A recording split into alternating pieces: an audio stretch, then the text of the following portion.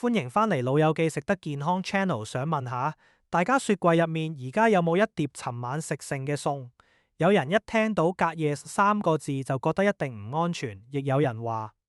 擺多兩三日都冇所謂，聞落冇味就食得，究竟邊個先啱？其實真正值得小心嘅未必係個夜字，而係食物煮好之後喺乜嘢溫度擺咗幾耐，點樣放入雪櫃，同埋翻熱過幾多次。換句話講，一碟餸就算未過夜，如果由晚飯7點一路放喺飯台到11點先至記得擺入雪櫃，都可能比一碟煮好後好快冷藏，第二日鐵底翻熱嘅餸更值得擔心。今條片我哋唔講聽完都記唔到嘅一大堆理論，只會用屋企食飯最常見嘅情況拆解5個關鍵位，最後仲會送俾大家一個好易記嘅口訣：2小時、4度、75度、3日，一次記住呢5個數字，下次處理剩餸就唔使靠估。先講第一個問題，點解時間同溫度咁重要？香港 SET 食安全監針將攝氏4度至60度稱為危險溫度範圍，食物如果長時間留喺呢段溫度，細菌有機會較快繁殖。你可以想象熱辣辣嘅餸慢慢凍落嚟，未入雪櫃之前，正正會經過呢個範圍。所以安全做法唔係將成煲餸放喺廚房等佢完全凍透幾個鐘先收，而係食完之後盡快處理。食安中心建議熟食應該喺2小時內放入雪櫃冷藏。聽到呢度可能有人會問，熱嘢唔係唔可以放入雪櫃咩？真正要避免嘅係將一大煲滾熱嘅湯原封不動塞入雪櫃，令雪櫃內部溫度上升，但亦唔應該為咗等佢完全凍而喺室溫擺幾個鐘。實際做法好簡單，將大份食物分成細份，放入乾淨較淺嘅容器。湯或者炆餸可以分開2-3盒，等熱力快啲散走，再盡快冷藏。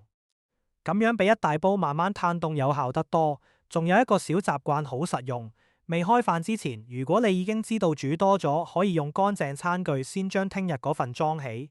唔好等成家人用筷子夾過喺飯台擺過好耐，先至將剩低嘅全部收埋。呢個做法可以減少食物喺進食期間受到污染嘅機會。跟住就要講2小時同4小時規則。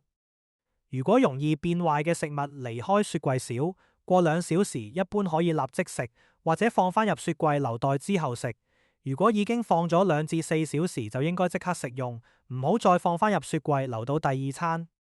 超過4小時就應該丟棄。注意呢啲時間係累積計算，唔係每次拎出嚟都重新由零開始。例如一碟餸午餐時喺台面放咗1個半鐘，夜晚又拎出嚟放多1個鐘，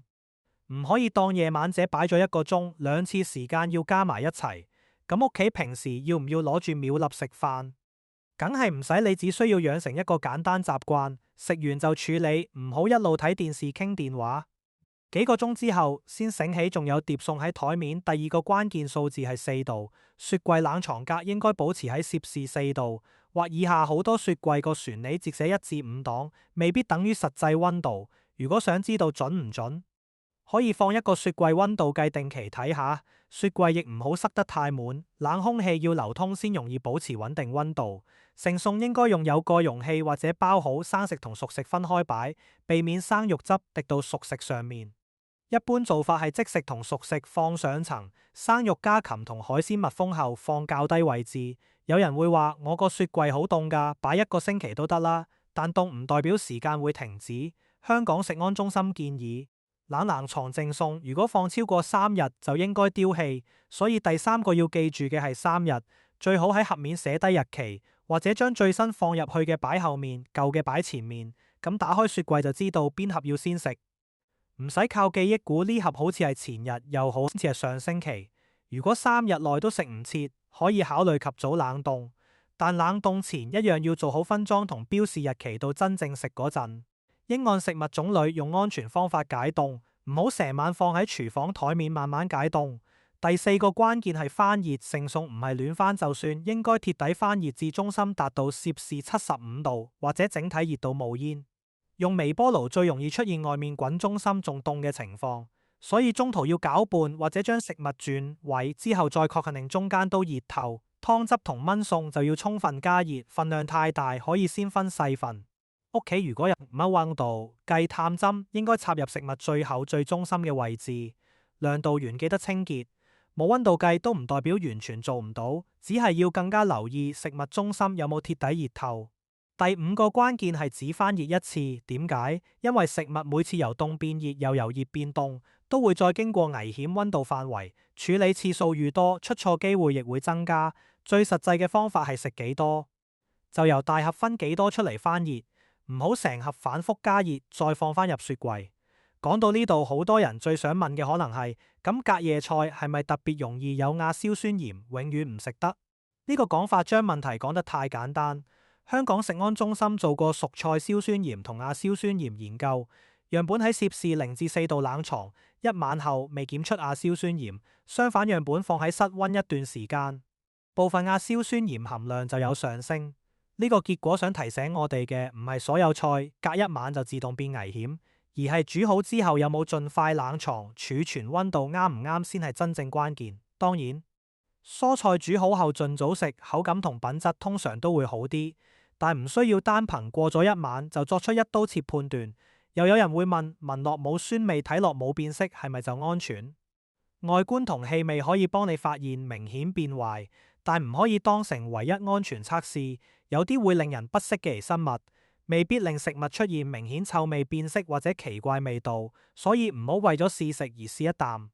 尤其食物已經喺室溫放得太耐，或者你根本唔記得佢擺咗幾多日，心裏面冇把握，丟棄通常比冒險穩陣。再講幾個香港家庭常見例子：第一，白飯同炒飯，